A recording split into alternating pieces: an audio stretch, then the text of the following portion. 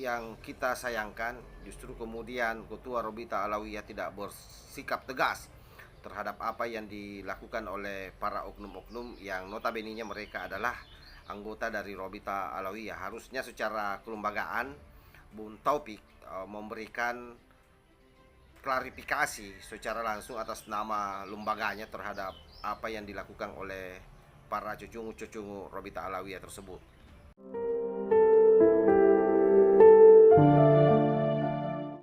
Yang waras tidak boleh mengalah terhadap mereka para pencoleng agama yang menjadikan agama sebagai alat politik.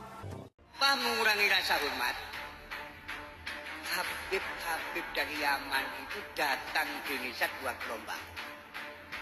Pertama tahun 1800, kedua tahun 1843. Tulung dakwah di Indonesia tahun 1400, tahun 1030 Islam sudah berkibar di Republik Indonesia. Saya kira persoalan pernasaban ini memang betul-betul menyita banyak perhatian, dan bukan saja saya kira ulama-ulama muda atau kiai-kiai muda di Nahdlatul Ulama, termasuk saya kira kiai-kiai sepuh juga sudah mulai turun gunung meluruskan beberapa sejarah yang memang dipelintir, baik itu disengaja atau mungkin tidak disengaja.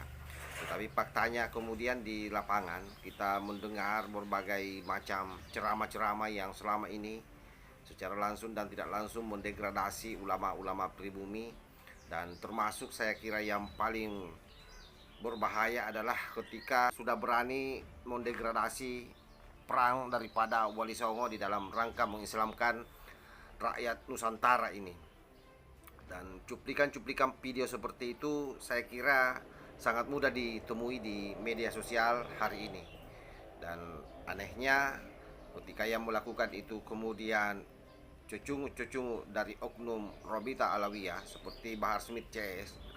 Tetapi ada satu yang kita sayangkan, justru kemudian Ketua Robita Alawiyah tidak bersikap tegas terhadap apa yang dilakukan oleh para oknum-oknum yang notabene-nya mereka adalah anggota dari Robita Alawiyah. Harusnya secara kelembagaan Bung Taufik memberikan klarifikasi secara langsung atas nama lembaganya terhadap apa yang dilakukan oleh para cucungu-cucungu Robita Alawiyah tersebut. Karena itu kemudian sangat menjadi wajar kalau orang-orang tua di Nahdlatul Ulama atau sepuh-sepuh yang sudah lama sebenarnya tidak muncul ke permukaan kembali bermunculan dan memberikan penegasan. Jauh tahun imigran datang dari Yaman, itu Nusantara sudah memeluk agama Islam. Dan memang dalam sejarah sekali lagi ditegaskan bahwa Yaman ini datang 2 gelombang. Gelombang pertama adalah ketika dia didatangkan oleh siapa lagi kalau bukan yang didatangkan oleh para penjajah kafir Belanda dalam rangka untuk menjadi TKY di Indonesia. TKY itu maksudnya tenaga kerja Yaman yang membantu penjajah Belanda ketika menjajah Nusantara ini. Nah, saya kira semakin jelas bahwa dengan pernyataan Kiai Sepuh ini saya kira tidak perlu lagi saya ulang-ulang. Yang bisa dipastikan adalah bagaimana kita ini kemudian melek sejarah dan tidak gampang dibodoh-bodohi oleh mereka hanya untuk kepentingan perutnya, hanya untuk kepentingan bagaimana supaya klan mereka diakui bahwa mereka adalah pejuang yang punya jasa terhadap negara ini. Terlepas dari memang beberapa yang kita baca dalam sejarahnya ada memang yang juga memiliki perjuangan terhadap bangsa ini, tetapi kemudian kalau itu dia mau klaim, dia borong semua bahwa satu-satunya yang mengislamkan Nusantara adalah klan Balawi, ini yang harus kita bantah. Dan seluruh orang wajib mengetahui ini, terutama orang-orang pribumi, supaya itu tadi tidak gampang kita dibodoh-bodohi.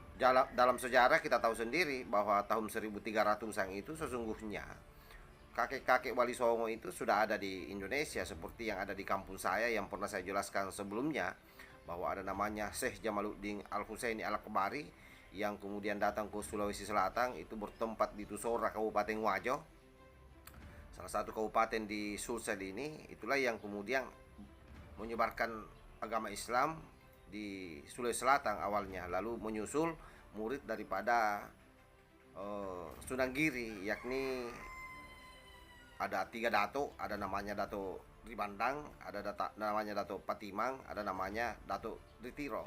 Nah, Dato Ribandang itulah yang kemudian mengislamkan kerajaan Goa dan sekitarnya.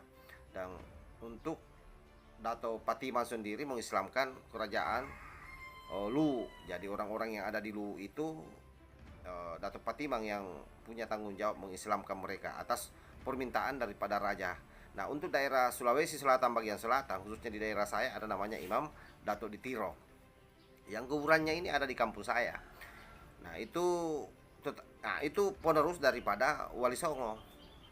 Nah, tahun 1600-an mereka datang di sini. Nah, karena itu kalau misalnya ada orang yang kemudian mengklaim bahwa datuk-datuknya yang punya jasa mengislamkan Nusantara ini atau Indonesia ini, masyarakat Indonesia ini, di luar daripada garis keturunan Wali Songo, saya kira itu omong kosong. Bahwa kemudian dia datang untuk bekerja sebagai TKY dan sebagian memilih jalur ceramah atau dakwah, itu pun pada gelombang kedua sebenarnya di abad ke-19 atau di tahun 1900-an. Itu baru datang memang penceramah dari Yaman. Itu pun awal datangnya, ini harus digarisbawahi juga. Sesungguhnya mereka ditugaskan untuk bagaimana membina para TKY Yaman yang sudah lebih awal datang. Jangan sampai kemudian lupa dengan agama Islam atau agama leluhurnya. Kan ceritanya seperti itu. Tetapi ternyata itu juga tidak disambut baik, dan saya kira itu juga sudah pernah saya up sebelumnya di video sudah pernah saya up di konten sebelumnya. Nah, yang saya mau sampaikan secara tegas kepada seluruh sahabat-sahabat Nusantara, ayolah kita belajar sama-sama sejarah, kita ungkap semuanya agar semua paham akan jati dirinya. Karena orang yang tidak paham akan jati dirinya, orang yang tidak paham secara bangsanya, itulah yang gampang diotak-atik oleh orang-orang yang datang dari luar yang memiliki agenda sesat untuk bagaimana mengibuli kita semua ini demi untuk kepentingannya, apakah itu untuk kepentingan pribadinya atau untuk kepentingan kelompok atau untuk kepentingan politiknya, apapun itu. Sekali lagi saya sampaikan bahwa menurut Mikhail Foucault, bahwa tidak ada satu orang pun di dunia ini yang berbicara, apalagi kalau sudah bicara soal pengukuhan identitas, maka itu sudah pasti punya agenda, sudah pasti punya rencana, dan ada ideologi yang terbangun yang terbangun di belakangnya. Itu yang harus kita antisipasi. Sekian, wallahul muwaffiq ila aqwamit thariq. Nusantara milik kita.